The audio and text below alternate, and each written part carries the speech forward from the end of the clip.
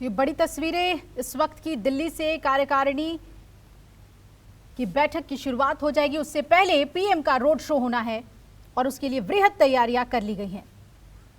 कुमार गौरव लगातार इस खबर को ट्रैक करते हुए, कुमार, सभी बड़े मंत्रियों के आने का सिलसिला नजर आ रहा है तस्वीरों में। कौन कौन पहुंच चुके हैं और रोड शो को लेकर क्या तैयारियां? देखिए, बिल्कुल जेपी नड्डा जो कि बीजेपी के राष्ट्रीय अध्यक्ष हैं, जो कार्यकारिणी का शुभारंभ करेंगे, वो एनडीएमसी कन्वेंशन सेंटर पे पहुंच चुके हैं और लगातार केंद्र के कुल 35 मंत्री यहां पे पहुंचेंगे, 12 राज्यों के मुख्यमंत्री पहुंचेंगे, इसी तरह डिप्टी सीएम्स भी पहुंचेंगे। आपको मैं अपने कैमरामैन धीरज से कहूंगा कि तस्वीरें भी दिखाते रहें साथ साथ। लगातार पूरे जश्न की तैयारी एनडीएमसी कन्वेंशन सेंटर में है, चूँकि बीजेपी 8 साढ़े 8 सालों से सत्ता में है और पिछली कार्यकारिणी हैदराबाद में हुई थी। उसके बाद यानी कि गुजरात की जीत से बीजेपी सबसे बड़ी जीत करार देती है, उसके बाद ये पहली बैठक है। इसलिए इस लिहाज से प्रधानमंत्री के स्वागत के लिए, क्रेडिट देने के लिए प्रधानमंत्री को गुजरात की ऐतिहासिक जीत का रोड शो का आयोजन किया गया है और लगभग 1 किलोमीटर लंबे रोड शो में तमाम व्यवस्था, तमाम राज्यों से जो कलाकार होते हैं उनको बुलाया गया है। आम 20 से 22 हज़ार लोग सड़कों पे हैं, जो कि प्रधानमंत्री नरेंद्र मोदी पे फूल फेंककर उनका स्वागत करेंगे। उसके बाद प्रधानमंत्री यहां पहुंचेंगे। पूरी गाजे बाजे की तैयारी है प्रधानमंत्री के स्वागत के लिए, लेकिन मुख्य तौर पे उसके बाद जैसे ही प्रधानमंत्री यहाँ पहुँचेंगे, रोड शो खत्म करके उसके बाद जेपी नड्डा का संबोधन के साथ राष्ट्रीय कार्यकारिणी की जो बैठक है, 2 दिवसीय बैठक, उसकी शुरुआत हो जाएगी। राजनीतिक प्रस्ताव, सामाजिक प्रस्ताव, आर्थिक प्रस्ताव, इन तमाम चीज़ों पे यानी जो केंद्र सरकार का जो अभी तक का काम काज रहा है उसको राष्ट्रीय कार्यकारिणी अप्रूव करेगी। टोटल 341 सदस्य हैं, मुख्यमंत्री, मंत्रियों के अलावा बाकी कार्यकारिणी के 341 सदस्य हैं जो इसमें भाग ले रहे हैं। सुरक्षा की पूरी व्यवस्था है। सभी को ये निर्देश दिया गया है कि कोई भी पदाधिकारी अपने साथ फ़ोन अंदर नहीं ले जा पाएगा, यानी कोई लीकेज की संभावना नहीं है।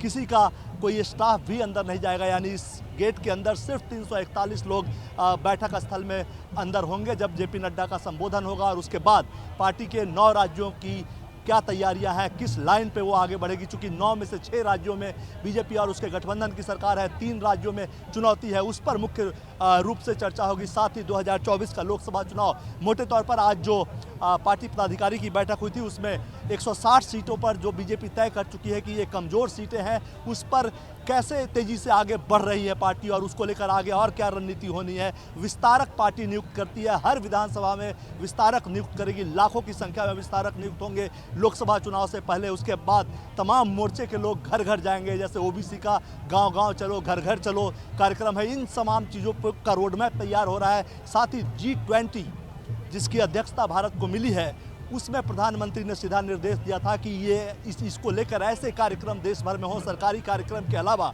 पार्टी के स्तर पर, कि आम जनमानस को लगे कि G20 से वो जुड़ा हुआ है, यानी कि भारत की अध्यक्षता में हर आम आदमी हिस्सेदार हो। तो कुल मिलाकर ये तमाम चीज़ें हैं।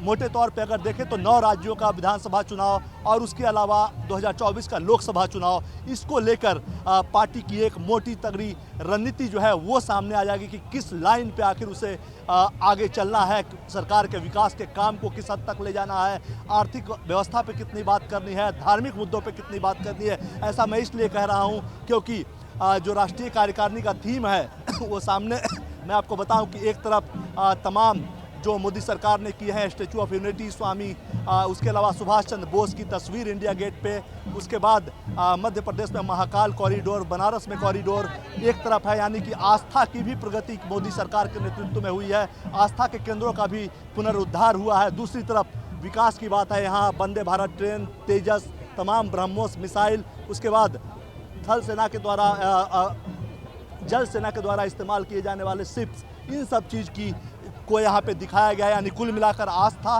के साथ साथ विकास का एजेंडा केंद्र के एजेंडे में होगा, चुनाव के एजेंडे में होगा बीजेपी के। तो ये तमाम तैयारियाँ, आपको याद होगा पिछली बार हैदराबाद में बीजेपी के राष्ट्रीय कार्यकारिणी की बैठक हुई थी, उसके बाद उससे आगे कहां तक बढ़े, संगठन कहां तक बढ़ा, इसको लेकर मुख्य तौर पे चर्चा है।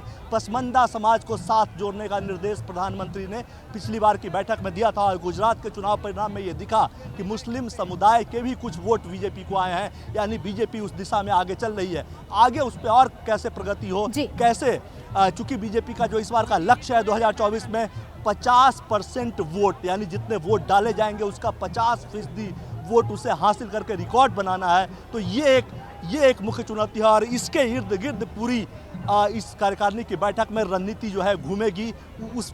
इसी चीज़ पे अंतिम फैसले होंगे कि कैसे आखिर ज़मीन पे आगे बढ़ना है और 24 का जो फाइनल है 2023 में 9 राज्यों के सेमीफाइनल के बाद फाइनल को कैसे अपनी झोली में डालना है और 50% वोट के साथ एक नया कीर्तिमान स्थापित करना है। तो ये नमस्कार, मैं हूं मानक गुप्ता। अगर आपको हमारा ये वीडियो पसंद आया हो तो इसे लाइक और शेयर जरूर करें और हाँ, हमें सब्सक्राइब और फॉलो करना ना भूलें ताकि आप देश और दुनिया की कोई खबर मिस ना करें। तो जुड़े रहिए हमारे साथ और देखते रहिए न्यूज़ 24।